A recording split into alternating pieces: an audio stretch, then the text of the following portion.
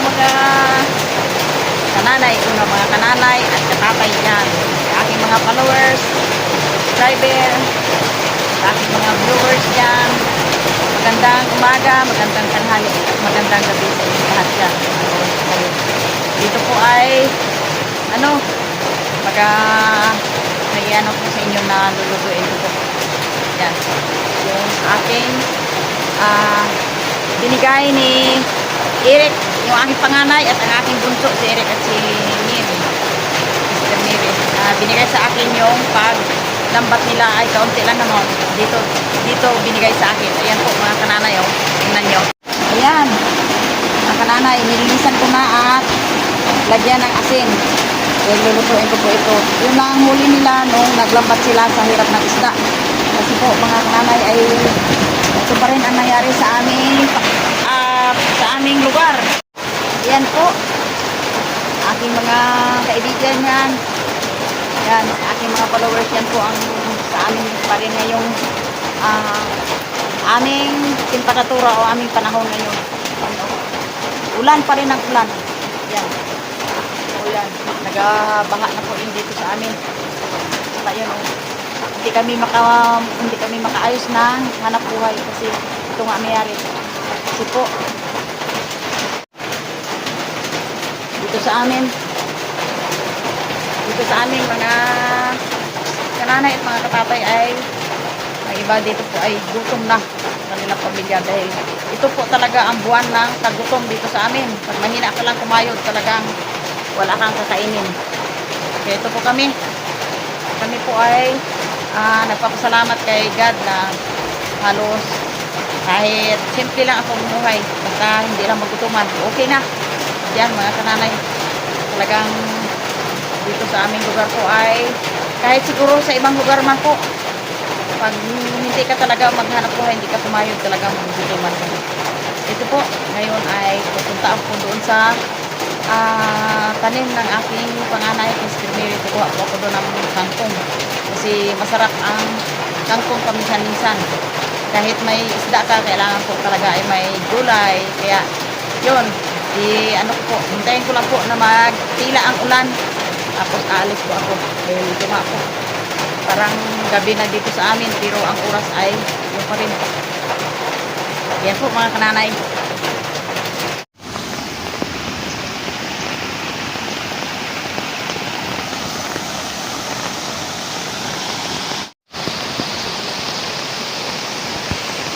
Mga kananay, dito po ako sa area ng lugar ni Mr. Mary.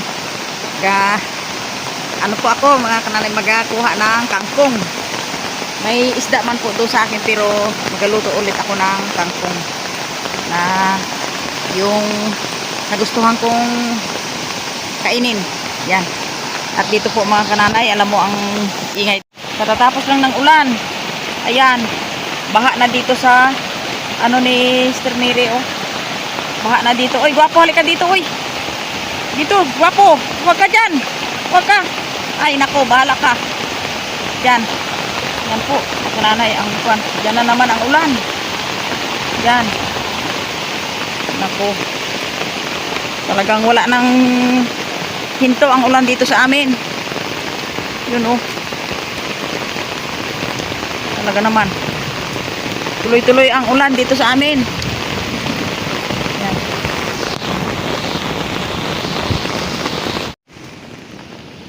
Ito po mga kananay, kukuha po ako ng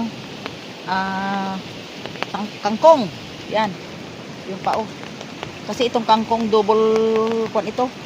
Double ang nito, pinapakain ni Mr. Mary sa kanyang manok na alaga na may lahi. Yan. At ako'y kukuha na po.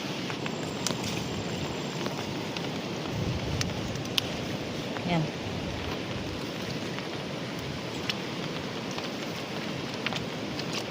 Malalim siguro ito eh. Okay.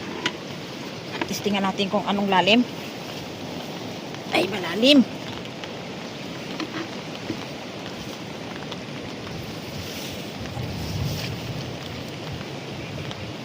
Lagyan natin yung ating kwan. Hindi makakarit kasi Yan po. Yan.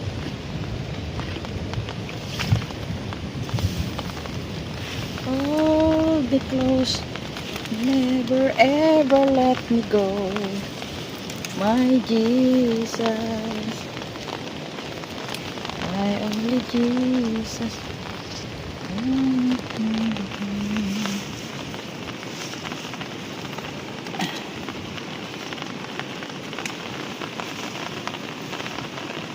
Jesus is the temple of my life. Jesus is the center of my life, my beginning and the end. You will always be my Jesus. Yun.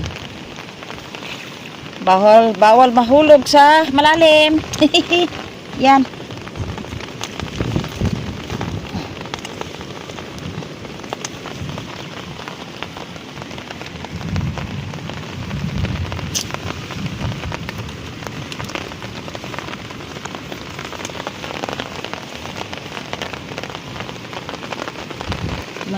Your beginning and the end. You will always be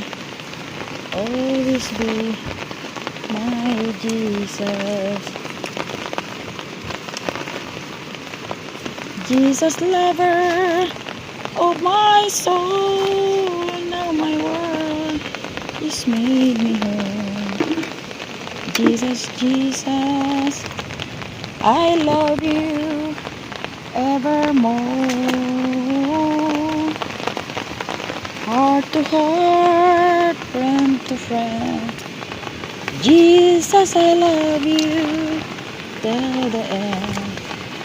Heavenly Lord, you're the one whom I adore. Yan po mga kananay, ang aking nakuha ng kangkong. Yan. Ito po mga kananay, yung aking kangkong. Yan, malapad pa dyan oh. Yan. Kuha lang po ako ng tama lang na lutuin ko. Bigyan ko rin si Sister Jean. Yan. Saka ito po ang aking kangkong. Dami yata ito. Yun. Yan. Sama-sama si Gwapo oh. Hey, Gwapo, paulan ka.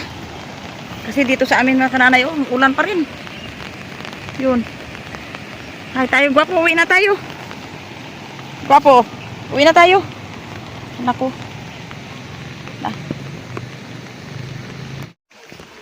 Ito na po, dito na po ako sa bahay at ito na po ang aking kangkong na nakuha doon sa area ng aking panganay, Sister Mary. Yan po. Hindi ko man po ito maubos ng luto. Pipili lang po ako ng mga magandang ano. Yan. Nagreklamo ang langit.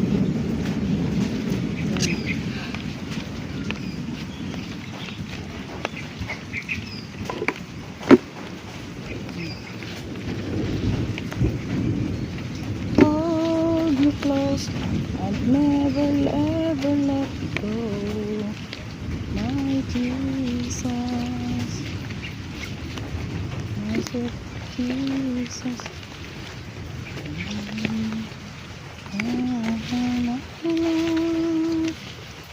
Jesus is the center of my life, your beginning and the end. Always be my Jesus.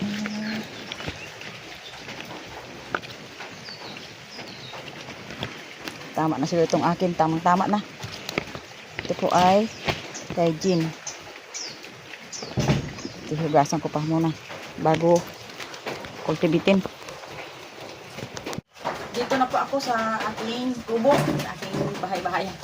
Yun po ay mag-slice po ako ng kamatis, sibuyas at bawang. Yan. Unahin ko muna yung kamatis. Yan.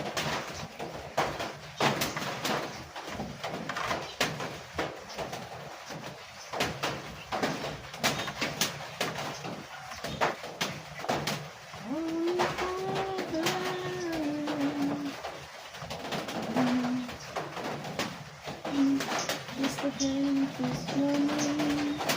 Stand around the moon when the angels sing. Wala pa? At ayan po, tapos na po yung aking paghiwa ng bawang, sibuyas, kamatis.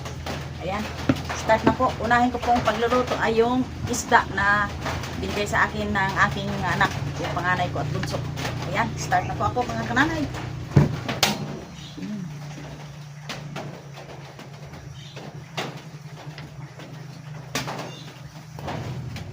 Atin ng mantika.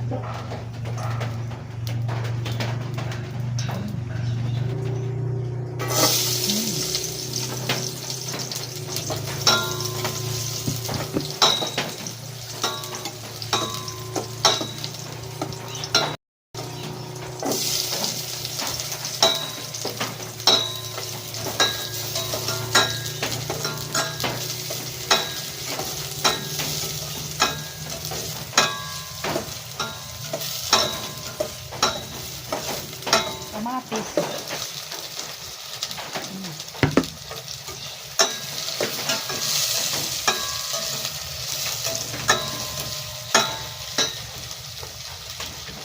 Yan ang kaunting asin.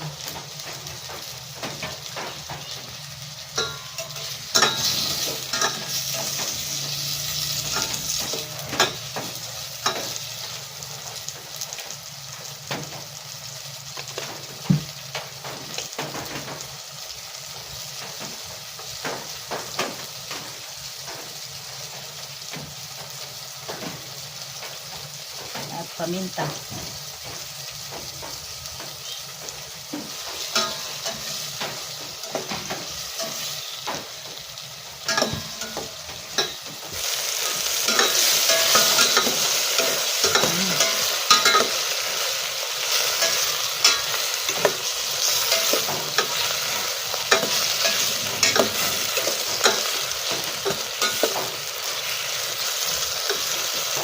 Yan.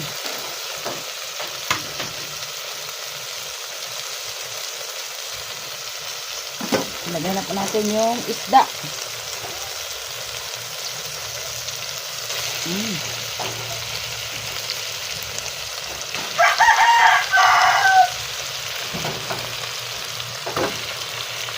Manitis at 2 talakitok.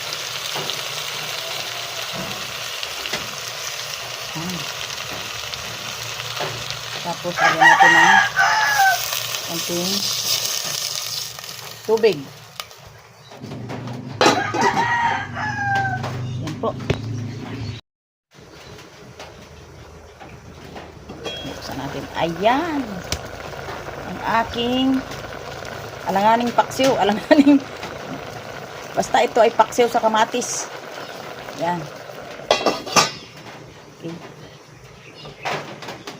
Pag ito ay maluto na mga kananay ay mag-start na po ako himay ng kangkong. Yan, mga kananay, yung aking kon. Okay. Ito po yung aking kangkong. Himayin ko po ito. I-separate ko po yung dahon at stalk.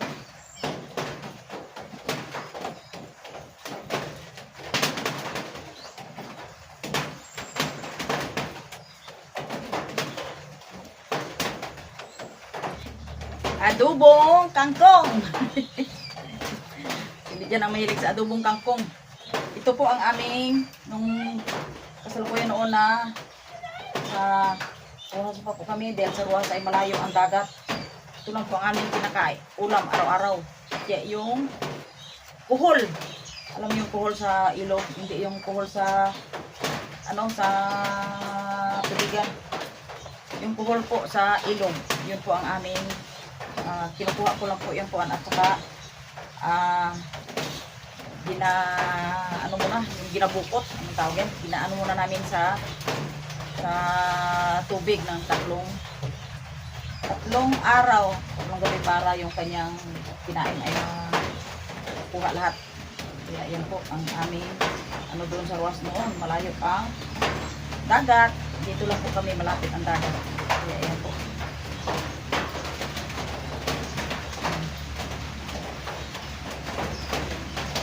Wala nung naglipat lang po kami dito sa tabing dagat noon ako ay dalaga na. Pero yung maliit pa kami na po. Ayan. Pero biyaya ng Diyos, buhay man kami. Po ay kahit dito po sa aming area ngayon po ay pahirapan na po ng pahirapan na ng paghuli ng isda sa dagat po. Marami pa ang taong sa dagat. Hindi katulad ng unang panahon na yung bagong pamilya pa lang po ang tubig isda noon ay marami ang pera, pero ngayon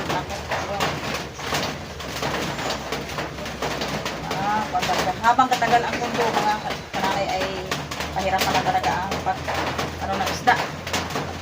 Sa wari ko mga kananay, ang marami pang isda ay sa bandang Palawan, pero dito sa amin talaga naman hirap lang talaga makahanap ng maraming isda. Swerte kong nakuha ka lang. Nahugasan ko na po ito, pero ulitin ko pa ng hugas para talagang siya po ay malinis. Yan. Tignan natin sa timba.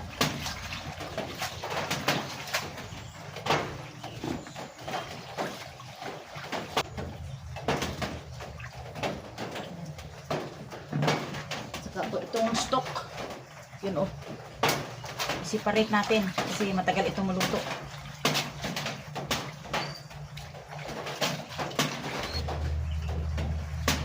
Yung aking gayatin.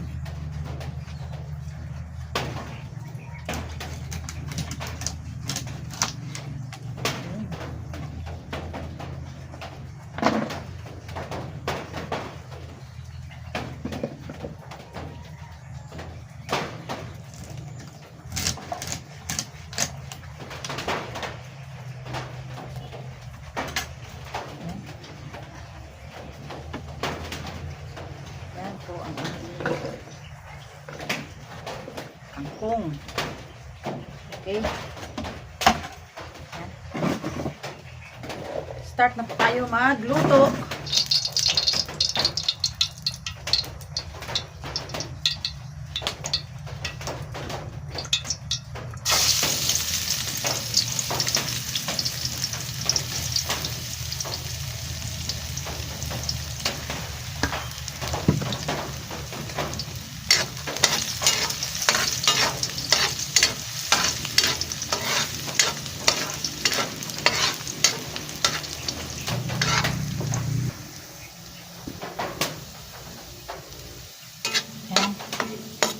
Mag-separate tayo ng kaunting yan.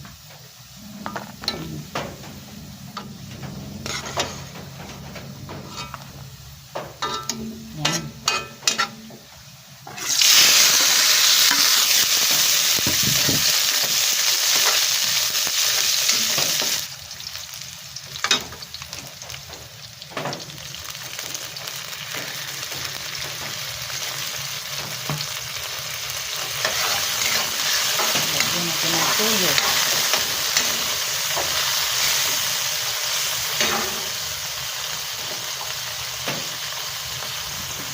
Kaunting vinegar. Suka.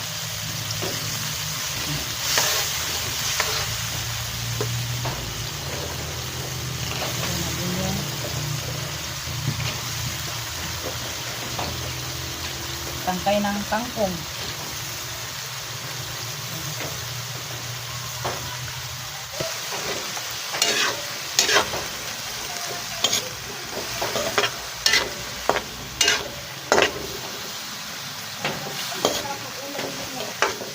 Adobong kangkong, Mark.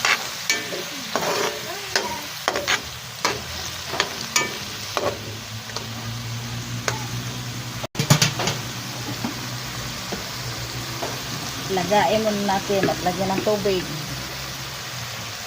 Yan.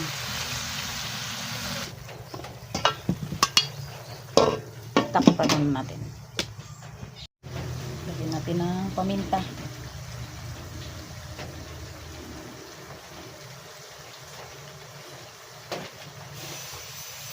natin yung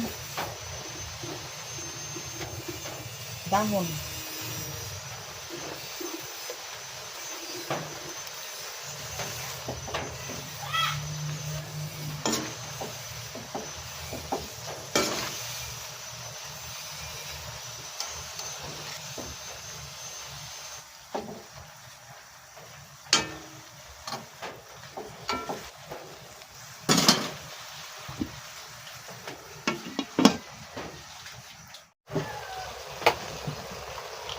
Yan po. Lagyan natin ng bawang na pinaka-toppings. Yan.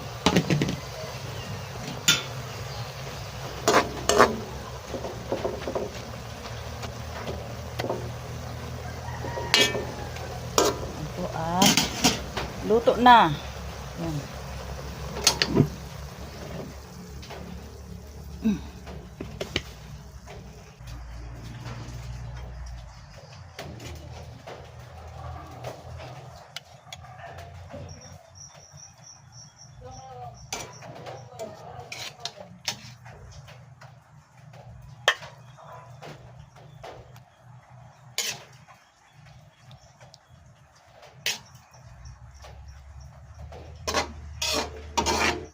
Yan po yung aking ulam, kananay.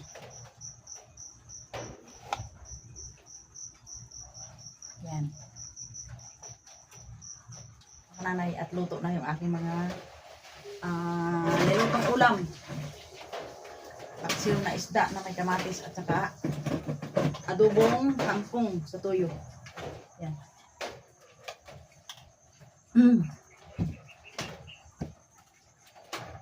Purihin po, Lord, sa lahat ng ginagawa mo sa bawat isa sa amin, sa biyaya at bigay mo, pagpalain mo po itong ating kakainin. Jesus name. Amen.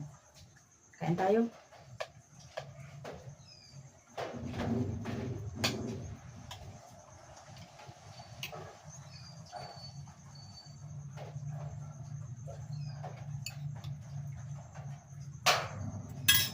Mahirap kumain ng kananay sa labas. Puro lang ulan dito sa amin, mga mahigit 2 linggo na ang ulan.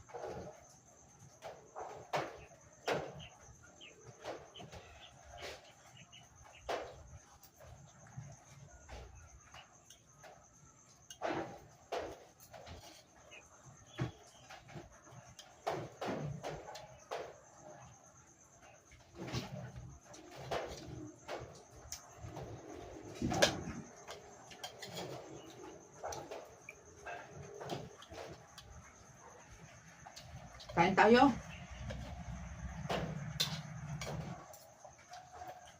Shout out po dyan sa mga mahilig kumain ng kangkong na adobo.